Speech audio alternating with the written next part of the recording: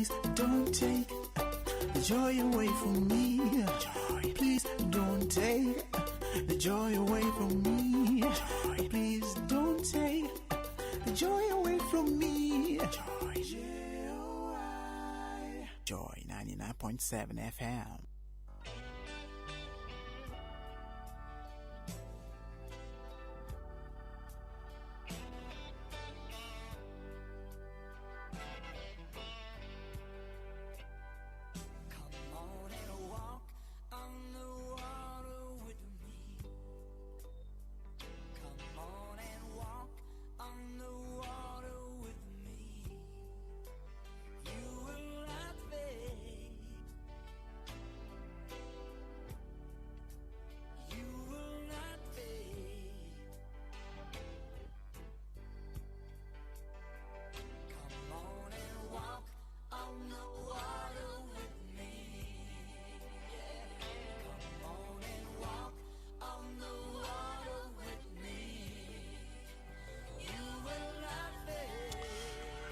A very good evening to you here on Joy 99.7 FM. Welcome to the Love, Family and Relationship Month right here on your favorite Christian infotainment program, A Walk with Jesus on Joy 99.7 FM. Today is Sunday, the 27th of February 2022, 2 minutes after the hour of 9. My name is Acquah. I'm ably supported by way of production by my able producer, Michaela Nye. Our objective this month is to rebuild and bring joy to Christian homes through discussions of insightful family topics. Tonight, we delve into what we've titled The Other Love. With a busy world, it sometimes becomes dangerously easy to neglect our romantic relationships. The result is that many people get taken for granted, and when this goes on for too long, the bond between the two people begin to crumble. Even when it doesn't crumble, the desire to be with another person ripens. That is how some people sometimes wind up in very tricky situations with complex emotions, and it can be very hard to determine how exactly to react when things happen that way. You are married, but somebody is coming into your life, and that has sparked very intense feelings, not necessarily love. You also need affection and someone you can talk to and someone who cares about you. So as a Christian, the right thing is to stop this relationship. But it's easier said than done, you know. How would you handle such a situation? Let me share a real life experience with you, and then we'll get talking. I'll be introducing my resourceful guest for tonight, and in fact, I would be glad for you to share your thoughts about this very situation with me. So I've brought my case to your court, dear listener. Susie is a happily married woman to Sammy.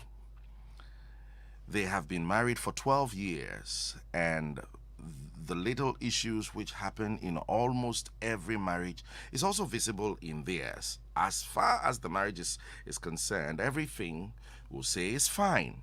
But Susie has another man she loves to talk to, share with, and yearns to meet. To her, it is just a feeling of wanting to be with someone else, someone of the opposite sex, someone who is not her husband, someone she can be extra free around. Well, Susie's male friend is a childhood friend she grew up with, very good friends. Well, they lost touch, but after years, they meet up on a social media platform, and the tickle begins.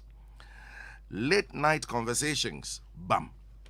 Sharing basically everything she isn't telling her husband, and she feels happy with this man. We will call this man Jones for safety reasons.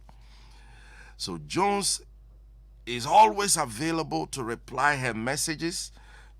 Jones checks on her and keeps reminding her of how well she is doing. Jones is fully aware that Susie is married with 3 children and knows almost everything about Susie's marriage. Yet, he hasn't taken advantage of her or sent any indicators of love. He just likes to make her feel comfortable, and she enjoys it. Both of them believe or assume there is nothing as love between them. But your guess is as good as mine with all that is happening. Question is it possible that there could be no love at all between these two? I mean, Susie and Jones. What's your take on the issue? How should a godly marriage going through this ordeal handle this issue? Your comments are welcome via WhatsApp 055 1111 997. That's 055 1111 997.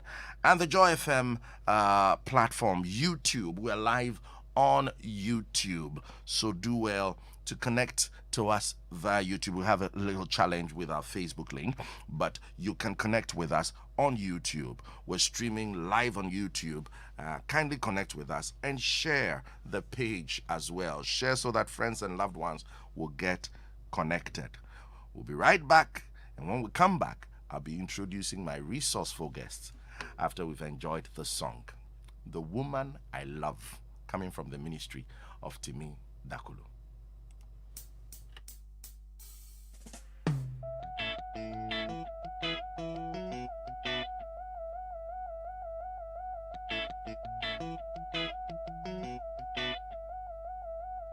From the very first time that I set my eyes on you, I didn't feel Cupid's arrow. It was no love at first sight, but I knew there was something so special about you. Baby girl, as I got to know you, you've turned this boy into a man, and my mistakes into a plan. So I never let you go. This is the woman I love. She's the center of my joy. And this is the woman I love. No one else can make me say I do. She makes me go la la la la la. She makes me go. She makes me go. No one else can make me say I do. Oh, what a gift from the Almighty God. She's so selfless and understanding. I can't explain it. Oh, she's amazing. She's no fair weather friend. I give anything just to have a laugh at her. So she's my shining star. And as the days go by, I found the reason why this little boy should be a man. Turn my mistakes into a plan. So I never let her go. This is the woman I love. She's the center of my joy. This is the woman I love. No one else can make me say I do. She makes me go la la la la la. She makes me go. She makes me go. No one else can make me say I do.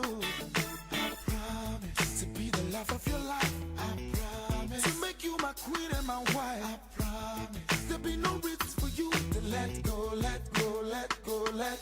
I promise to be your man. I promise I'll remain your husband and friend. I promise there'll be no reason for me to let go, let go, let go, let go. This is the woman I love. She's the center of my joy. This is the woman I love. 10 minutes after the hour of 9, right here on Joy 99.7 FM. This is A Walk with Jesus. I'm very sure Susie and the husband made such promises to themselves when they were at the altar. I promise to do this. I promise to be your this. I promise to. I don't be before. This is the woman. Well, if you just tuned in, welcome back. We are continuing our discussion. The subject is the other love. I shared a story earlier about Susie, who's married with 3 children, yet she yearns to talk and loves to talk with another man so fondly. Discusses her worries and everything about her marriage with this other man, this very good friend of hers. They haven't gotten into any kind of intimacy yet, but they chat late into the night. She shares her burdens with her. They have fun. You get it. And she says, well, it's a clean. Susie's a good Christian. She says that there's nothing going on funny. In fact, she says that what's going on, she wouldn't say is suspicious love, going on between them. But the situation is such that she loves to rather communicate with this other man than her husband. Is she safe? What would be your advice to her? I am blessed once again to have joining us via Zoom a seasoned counselor and a man of God who's been of a blessing to us so many times. Anytime he's been on our platform, we've learned so much from him. We're blessed to have him once again. I'm talking about no other person than Reverend Allan Okomeng-Mensah. He's a marriage counselor and a minister at ICGC Christ Temple. A very good evening to you, Rev. Very good evening to my prodigal friend. Mercy, I've repented. How are you doing, sir? Oh, we are on top and still rising as usual. We bless Jesus. We bless Jesus. Rev, you heard the story of Susie that I shared. This is a real life story. A Christian, couple going through this, and the lady confided in us. As an experienced marriage counselor, what's your take on the issue, first of all? Okay, so this smacks of what is generally termed as an emotional affair. And emotional affairs start with a casual word to a waiting ear. That's all. I like your dress. Thank you. I like your polo shirt as well. I like your polo shirt. I like the way you talk. I love the way you carry yourself around. That's all. That's all that it takes. It is not going to be a trap by Satan. Remember the serpent and Eve in the garden? It was a casual conversation. And that as led God to... said. Yeah, as God said. Yeah, God said. Are you aware? That kind of thing. But let me start I'll go for people to notice whether they are on the brink of having an emotional affair. Let me start with that. Okay. We'll come to its ills and its troubles, and we'll see how best to get out of it. I hope that the format is okay for you. Very, very okay, sir. Okay, so these are a few warnings. Maybe about 7 of them I've gathered over the years, listening and watching and seeing. Anybody who is having conversations, they will not want their spouse to hear, or chats they will not want their spouses to see. are on the verge or they are in an emotional affair. Okay, so if Susie is deleting some of her chats with Jones, if she's hiding to chat with him, talk with him, she's if listening. You're in a position where you can say that, oh, I'm glad my husband never saw. I'm glad my husband never heard this. I see. Or my wife did not hear, or my wife did not see. Then you're already out of bounds and you are playing with fire. Are you? Number 2, if you leave home, like Pastor Acquah leaves home and is dressed in a manner to impress a specific individual other than the spouse. Somebody has told you, I love you in skirts. I like the way skirts fit you. And then you go and invest in skirts and begin to wear skirts.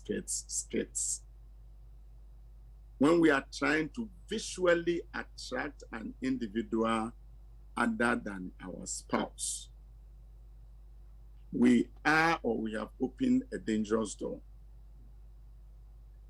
You want to be professional and look your best.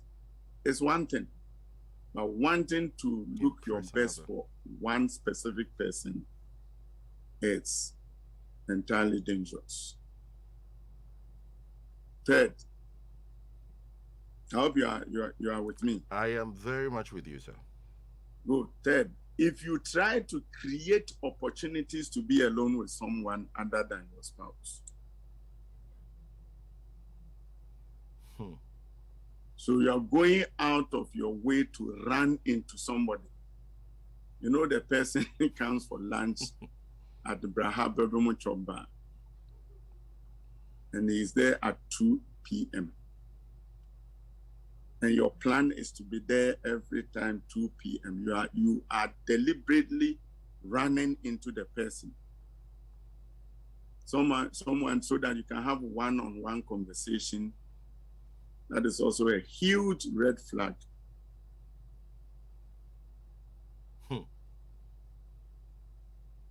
And then, of course, what you said, if you delete text messages or emails from someone because you don't want your spouse to see them, big sign. If you are ever hiding messages, texts, calls, late night calls, you go and hide in the toilet or in the bathroom, open the shower and be conversing by the side of the shower and behaving like you are taking your bath. You are already having an emotional affair. Number 5, if you are having consistent and or sexual fantasies, consistent romantic and or sexual fantasies about someone other than your spouse. So you are looking at the ceiling, your spouse is by you, but even if you are looking at her, she is not the object of your desire. Affairs don't start, and listen to this very well. Affairs don't start in the bedroom. Where do they start? They start in the mind. Okay. That is why Jesus Christ moved the act of sin from the act itself to the mind, into a thought. So if you allow your mind to play out fantasies, you are giving a piece of your heart to an object in the fantasy, and you are opening the doorway for the fantasy to become a reality.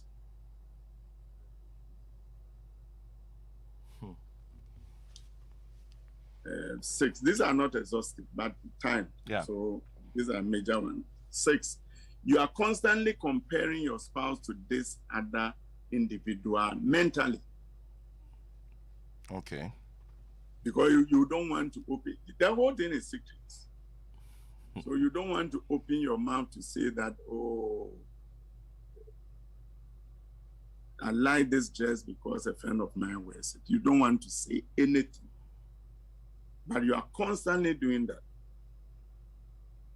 You are emotionally involved with the person, and the mental tendency is to see this new person as nearly flawless. And by comparison, your spouse is full of flaws.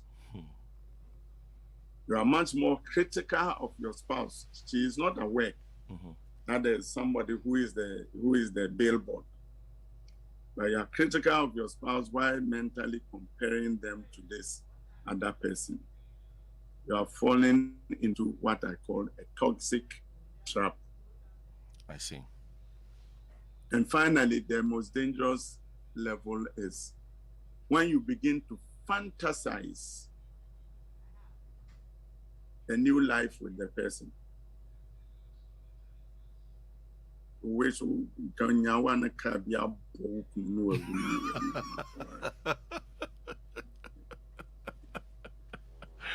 once you start. I see. So all those who are having any trait of this, I want them to rethink that what they are doing is dangerous. They should begin to consciously fight for their marriages. Consciously. Very good education there, Rev. In Susie's case, she's a Christian. I'm very sure that the gentleman is also a Christian. I mean, these are believers. What do you think will begin to get a Christian wife who's been married with 3 children for 12 years to begin to enjoy another person? Well, what she's saying is that the gentleman is outside the country for now. But what would make her to begin to enjoy someone who is farther than her husband who is right with her? What will make a Christian wife begin to do that? Power abhors vacuum. Emotions abhors vacuum. Can you help us with that? It sounds very philosophical. Mathematicians, we don't speak to our English words are limited. I know, right? Yes. So if you it looks, then there is a gap, there is a vacuum, there is a neglect somewhere from the husband, from either the two of them or the husband. But let me just put this, especially those who are not married. Marriages that are very strong and will last the test of times are between two people who are diametrically opposite. Oh, really? I'm coming. What did God say in Genesis 2:18? You need a helpmeet. So if that person who comes into your life has your strength as a strength, what is he going to help you about? So this should be someone you need to meet. Exactly. Pastor Atu, you have hit the nail right on the head. Once you need your partner, like poles repel, unlike poles attract. Once I know that my spouse makes me the perfect man I want to be, where else would I want to go? So it means that the problem most of the time is from the beginning, as in before they got married. It doesn't come like Susie's case where after 12 years she's now talking. It started before. Once the foundation is weak or flawed, then you have to make room for so many things. But like I'm saying, can you imagine two people who really need each other? I wake up in the morning and look at my wife and say, wow, this is the person I need to have a fruitful and a fulfilling life. And she sees the same thing in me. Who is the third party? God. Rev, not to take the wind out of your sail, does this principle that you're introducing not defy the idea of can two work together except they agree that the book of Amos says? Reason I am the asking agreement means that you need each other. Okay. Yeah. that seemed to that's silence me. agreement. But I'm asking this because if it is two people who are opposites, okay, of themselves, When who I can say marry opposite, best, I hope you understood what they I said. they wouldn't think alike. I mean by you know it by selection. Why do quiet people get married to noisy people? Okay. Why do people who are relaxed have audacious partners? That is precisely what when I say diametrical, I'm not talking of negative opposites. Is I'm that a talking straight jacket rule? No, it's not straight jacket, but it works better. Okay. When I wake up and I need my wife and my wife needs me, we are together. The journey ahead of us becomes easy because we carry each other along. So Susie could not be seeing. It could be that she's not seeing the husband as someone who meets her emotional needs. Yes, that's why she's found it in another person. She is married, or she is found herself married to somebody maybe she cannot even converse with. She cannot even share ideas with, because the person may not be receptive to anything that you're doing.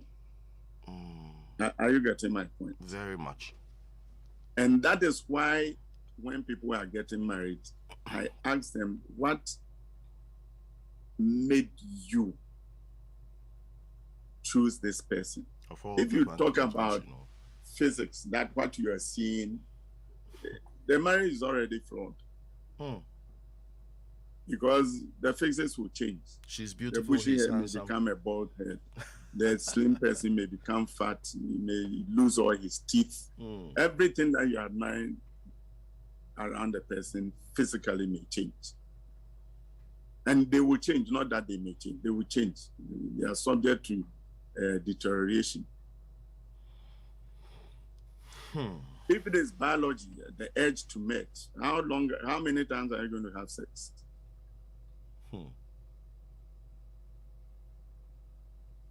And Pastor, let me ask you, if you want to have a chemical reaction, do you add water to water? No. Thank you very much. All right, then 28 minutes after the hour of 9. It's getting very interesting. And Reverend Okomeng-Mensah is opening up a lot of things to us. So if you're listening to us and you're not married yet, please make sure you watch these things that he's shared with us. Make sure that you have really critically analyzed reason why you are going in for the person you are going in for, and this is someone you really need, so that your case doesn't become like Susie's own that after 12 years she's now coming up with it and saying help me.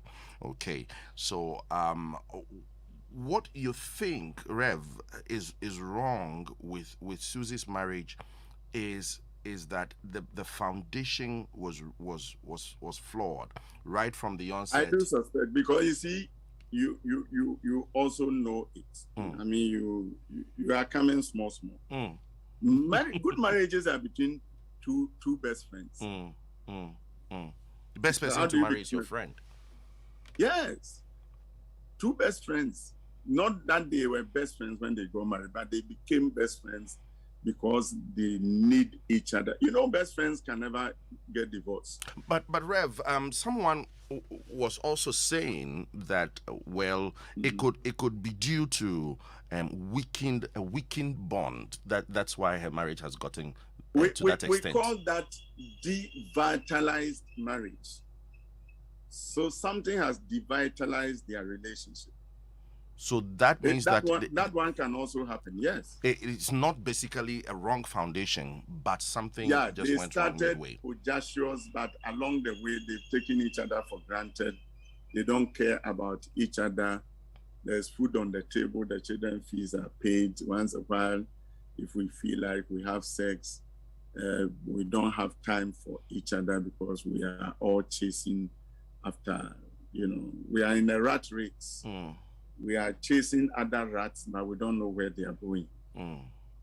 There's a Christian couple listening to us, and they're saying, Rev, we want to avoid this thing, from happening in our marriage. What are the things for us to do? Okay, so maybe a 5-year-old marriage. They are not 12 years like Susie's own. Yeah, okay.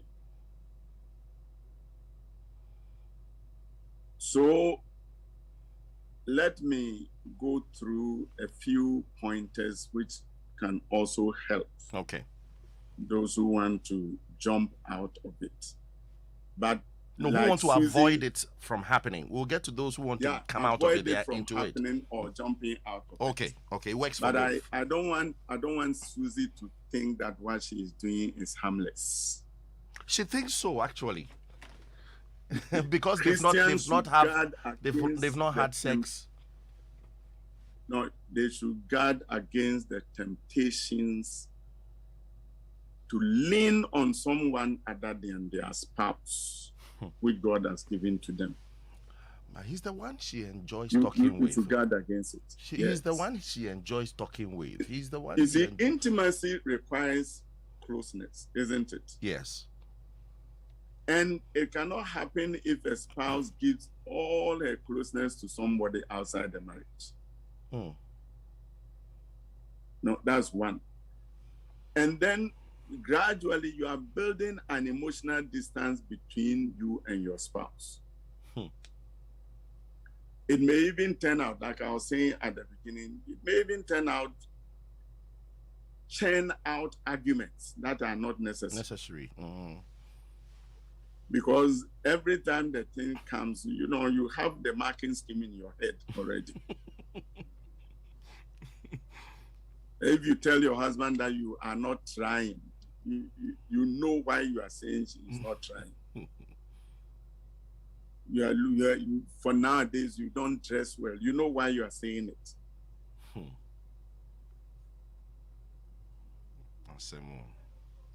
So these are warning signs. Sure. Anytime you create, it can be a co-worker, it can be a friend, like she's saying. The person can even be outside. But now the world is a very small place. You are in Okomeng-Mensah, I'm sitting in Sakumono, but you can see my face. Yeah. And people are doing all manner of weird things with this social media thing. Weird, dangerously weird things. Some are walking naked. I don't want to sound that. Some are walking naked for others to see, and all manner of things. While the spouse is asleep. Innocently asleep. So let us look quickly at some pointers. If you are there or you don't want to get there, these are things that you can guard against that will help you. Do not spend time alone with anyone of the opposite gender, especially someone you are attracted to. Alone. But it starts with an issue. No, but don't spend time alone. Go with somebody. Don't get caught into a corner where the person can speak words that he cannot speak when other people are around. I hope you get a picture. I get a picture. Someone will ask you, Rev, are you saying that people of the opposite sex cannot be very good friends without any strings attached to it? Is that what you're saying? No. What I'm saying is someone you are attracted to. Okay. So there is a covalent bond that may develop into an ionic bond. That before it starts... You're taking us through math class. No, I'm doing physics a bit of physical chemistry. Yeah. Then number 2, don't spend more time with another person than you do with your spouse. I mean, you go into a place, you can close from work, you go and sit there from 5 to about 9 p.m. and you have all the stories, the trail of stories to say what you want to say. But Rev, there are a lot of working class people whose schedule. People do it and they create alibis. They create very strict alibis. They create it. They create it. I see. Tell me ko bon ko about me your frame ya make us na mo.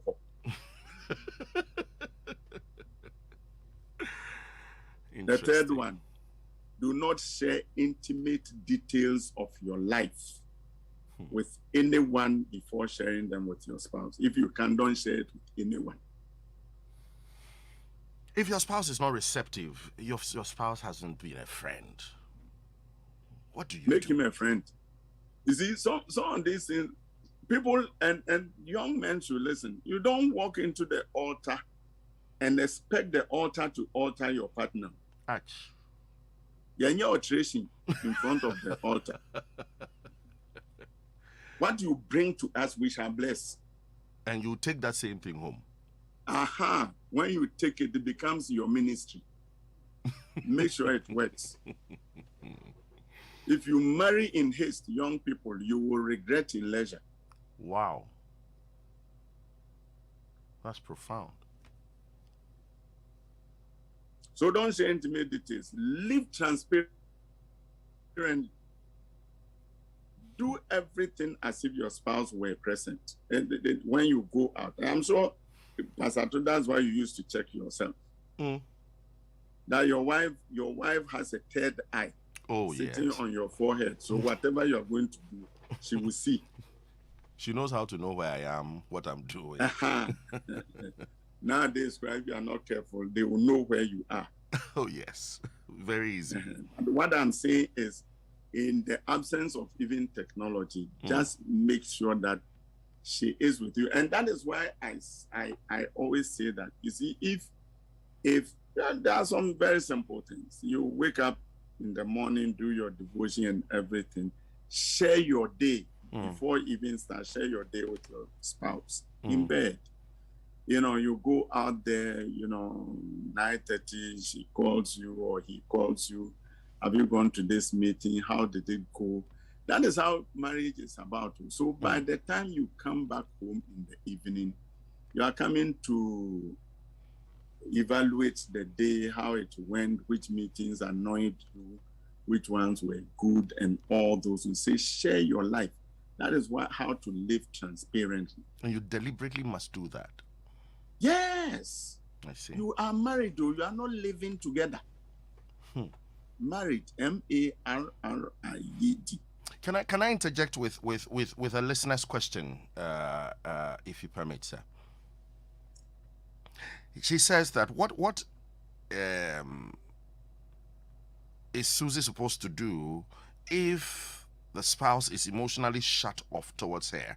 And this person is continuing to say, a lot of the time when men are going, she says, men are going through something, they shut off, and this can last for months, even a year if it's extreme. So what's she supposed to do? She definitely will find a friend in somebody else. Yes, it's both ways. One, for the men, women like talking. Yes, but the men especially, they shut off. They want to, for the men, this is your advice. Women like talking and they want to be heard. They want to be. A pastor once told me, listen to me carefully. A pastor once told me that the only time your wife will listen to you attentively is when you talk in your sleep.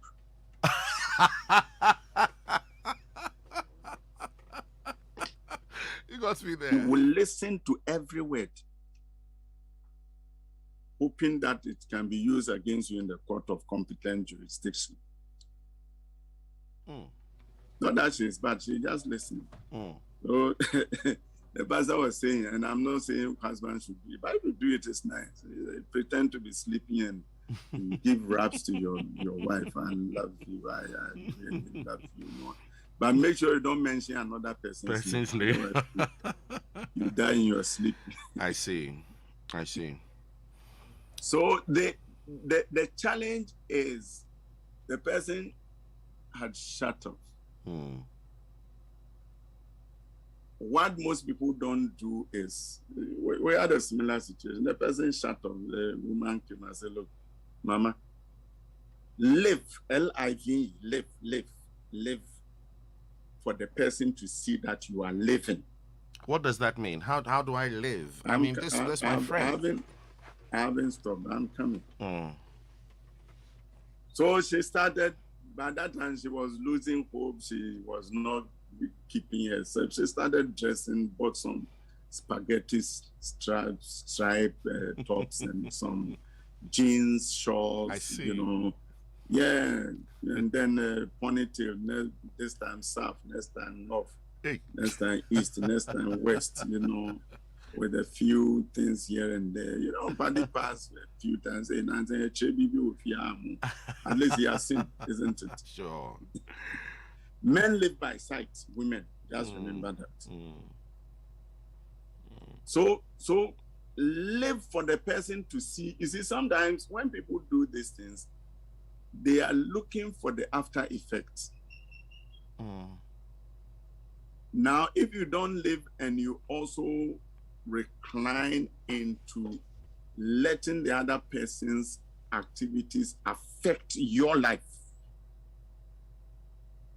then you are going to be doing things that are improper. But you can live a fruitful, fulfilling life even when there is some level. And this neglect is not going to. Are you getting my point? I'm not sure if you ask Susie, she will tell you that for all the 12 years there has been neglect. She's actually listening. She's actually listening. So I'm very sure she's taking clues. There may be blank spots. There may be highs, what do I call euphoric moments. But people don't get it when it is time to invest in their marriages. And it can be both ways.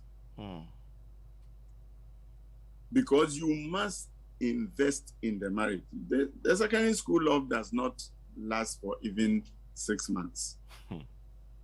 Then you are hit with shock. I'm shocked at your behavior. I never expected you to be like this.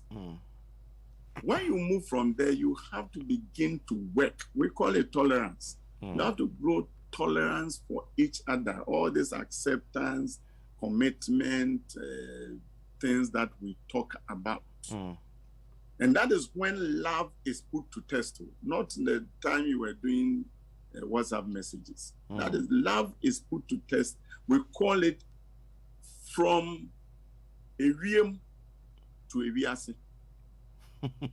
For those who don't understand, start the marriage in heavens, but within 2, 3, 4 months, get into 1 year, gravity works and you land on earth. On earth, the reality begins to hit you. And you will see the reality. We call it discovery. You begin to discover the person. God created him and covered him or covered her. You begin to discover the person. And the discovery is not a very pleasant assignment. Because you see, Pastor Acquah, because you haven't been calling me, I've forgotten your name. Please, you can't forget my name. You fall in love with the hardware, but you live with the software. Okay. So you fall in love with the physics, okay, he talks nice, it's nice. He's an affable person. All those descriptions are, but then you are going to live with the character for the rest of your life. And when people begin to see the character of their spouse, instead of working to accommodate the character, they think that the person has changed. He has not changed. You are just discovering the person. You are removing the cover God has put on that person to see the true nature of that person that you've gotten married to. I see. So when we teach you adjustment, when we teach you acceptance, when we teach you trust, when we teach you love, when we teach you all those things, we are not talking about what you're doing when you are planning your wedding. We are taking you into deeper moments when you will need the messages or the info you have. Because information must of a necessity transform you. So for somebody who, I was going to ask that. I was going to ask that for somebody who is in Susie's shoes, what you're saying is that the person would have to learn, if the husband is not communicating, the husband is not being a friend, instead of finding that in another person, he or she, I mean, would have to acclimatize with the situation and just trust that things will change.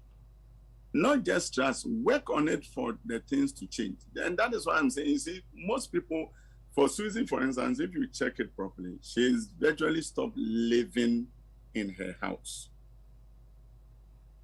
Are you getting as in it? Emotionally?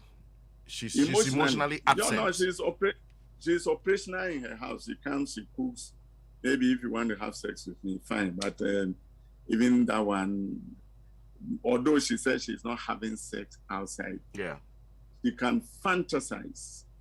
And that is, we don't want to say that is emotional adultery, but you can still be in sin, not because you have done that. Jesus Christ said that when you think about it, you've done it. You've done it, yeah. Yes. And I believe that for some of these things, for Susie, you can with your children. I mean, you have some children around. Yeah, three of them. Yeah, plan some outings, daily, weekly, or monthly outings with the family.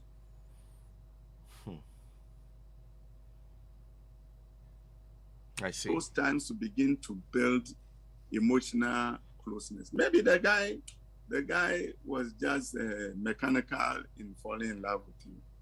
He's going to learn some few words from some few songs, spoke with you, and you fell with a voice. Oh, she says that he's a good friend. He's a good friend. No, I'm talking of her husband. Oh, okay. Okay, so that's how come things have become like that. Anyway, yes. Anyway, so you need to identify the weak areas and avoid the temptations. There must be weak areas in your relationship with your husband. Look for them. I see. Because it is only God who can meet fully the needs of every living human being. I see. And he designed marriage to unite two people into one. When I say unite into one, so I bring my weakness, my wife covers it up with her strength.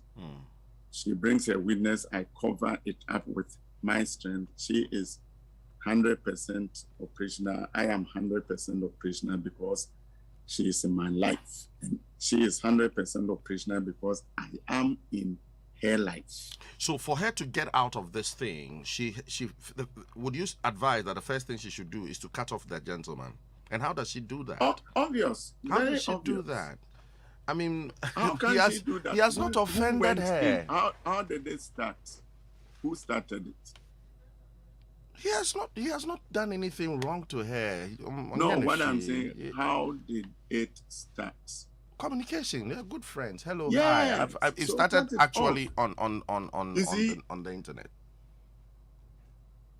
Yeah, and I'm saying cut it off. If you don't cut it off, then you are not prepared to leave that relation because you don't know the other guy may also be enjoying this whole thing. Oh yes, that she's captivated somebody from head to toe.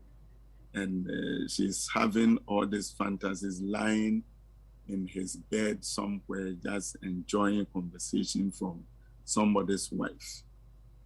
And the person may be asleep, fully asleep. because I don't think that has become an issue in their marriage. I hope you get me. Well, It has not I get become you. an issue in Susie's marriage. I get you. I get you. But for all you know, the husband might have also seen a few signs, and maybe he's not just talking about it, waiting until he has reason to accuse.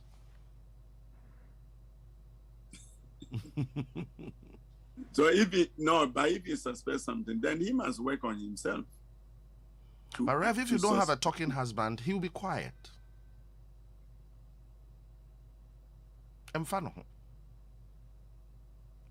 Yeah. And that is the person you got married to. So you still. And we are not saying that when you are married, you can't have friends. You can, but this kind is dangerous. That's what you're saying. Yes, that is all that we are saying. Well, Susie, you're listening to us. Well, Reverend Okomeng-Mensah is saying the first step, cut him off. And do it. It is initially. It will. It's not easy. It will hurt you. It's not going to be easy. It will hurt you. But what do you want? Once you brought it into the open to discuss it, it implies that it is becoming an albatross around your neck. You are feeling some of the things I'm talking about. Yeah. You are emotionally on the brink. You are gradually losing the boundaries. The boundaries are dropping. Your guard may be dropping. It may start with once he's not here physically, but you can do so many things, vulgar and dangerous things on the net.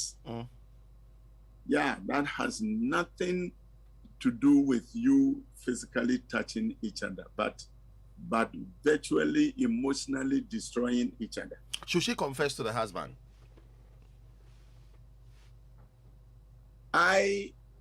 If it has not become an issue, she should work on it. But if she thinks she cannot work on it alone,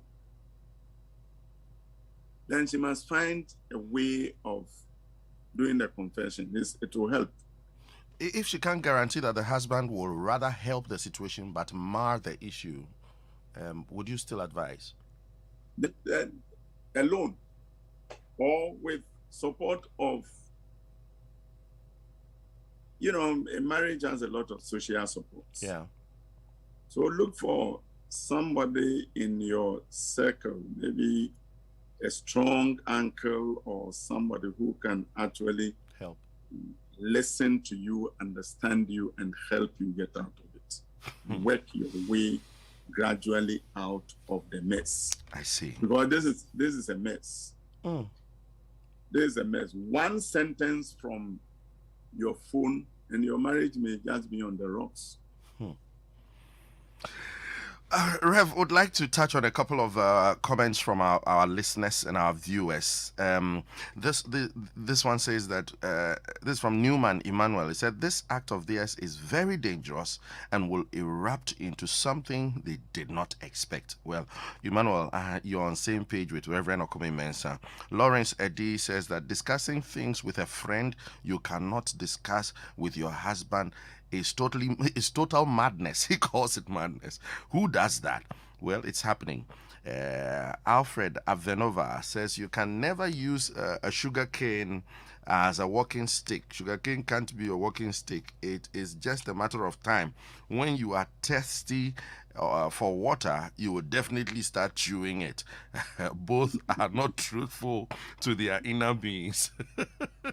Well, you're sounding like Reverend Okomeng-Mensah with your analogy.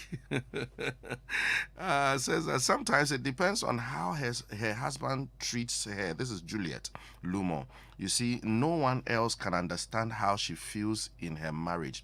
When a man is in a relationship with a woman at the first time, the behavior in that relationship is very different from the one in the marriage. When they get into the marriage, things change, especially when you start to bear children. That's when the begin to change? Well, to summarize, it's a long message. To summarize it, he's saying that most men change when they get into marriage. Well, Reverend Okomeng-Mensah said it expressly that what you are calling change most of the time is not change. It is the real person you are discovering. You had the person covered and you have opened him up, so you are discovering him, right? I had taught Melody. Oh, how time flies. Melody says that I don't see anything wrong with this once they are not involved in anything else. It could be that her husband isn't giving her the listening ear and attention she finds in her childhood. Rev, what do you say about Melody's advice? You think it's a bad advice? No, you see, that is what I'm saying. What Susie told us is not just a conversation matter. They have gone deep. Yeah. You know, like she is bare. She is a lot more transparent with this friend than with the husband. And there are a lot of Christian marriages like that. Rev, I know that you're not surprised. There are a lot of things that other people know about you, or one person knows about you that your husband or your wife hasn't got in the idea. It's dangerous. You see, you know why it's dangerous? It can become a weapon. In the hands of the other person? Yeah, you want to opt out of this. I can't stand it. If you opt out, I will show you all your messages. I will do this. It can turn into blackmail easily. Ouch. Easily. It can. And for those of you who are sharing pictures of yourself in half nudity in the bathroom and things like that to people, this net thing, things can slip. It can slip out of somebody's page and land somewhere where you would never expected it. But what I'm saying is, even if the person is discreet, it gets to a stage where you decide that, oh, Maza, we've gotten to a stage, or Madam, we've gotten to a stage, I want to go back home. I just want to go back to my family. He said, no, I can't let you go. And I'm sure you watched many funny films and things about these things. Yeah. And they are real. They are real. They do happen. Well, they do happen. It's just amazing. Time flies so quickly. Rev, I would want your last counsel for Susie and anybody who is under the sound of our voice who finds himself or herself in a situation like this. In the next minute, please, sir. It is my prayer, my candid prayer, again, to retrace their steps back to their homes. Because the blessings are in your home. I mean, everything about 1 Peter 3 says that you have been called to this so that you can be blessed. So if you are doing anything that will not allow God to bless your relationship. And then number two, people should understand that you are beginning. Look at Abraham. He was a married man, isn't it? And he set a legacy for nations. He didn't set a legacy for Isaac. And that is what most of us must understand. Some of us are giving birth to nations, giving birth to presidents. What foundation are we giving them at home? So when you get married, don't think of yourself. Don't be selfish.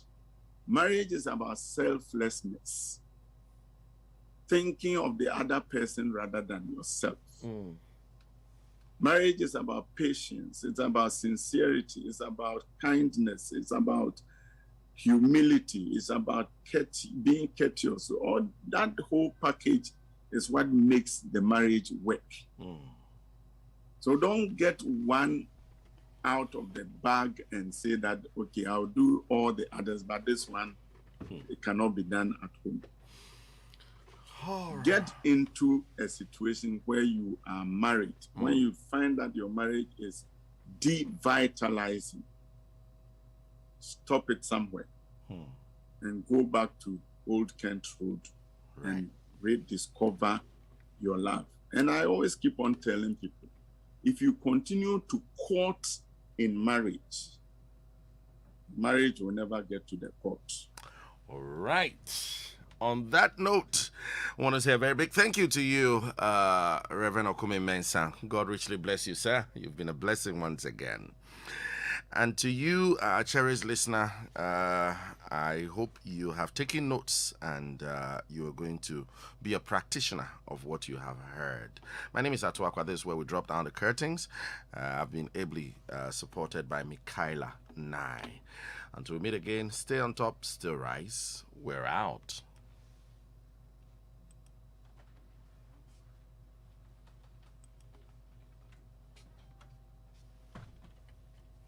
For a massive praise explosion, it's Celestial Praise 9 from Ghana. Welcome your host, award-winning artist Celestine Donko. I have a testimony. Obapa Christie, Kofi Owusu Pipra, and the Bethel Revival Choir from Nigeria. Yada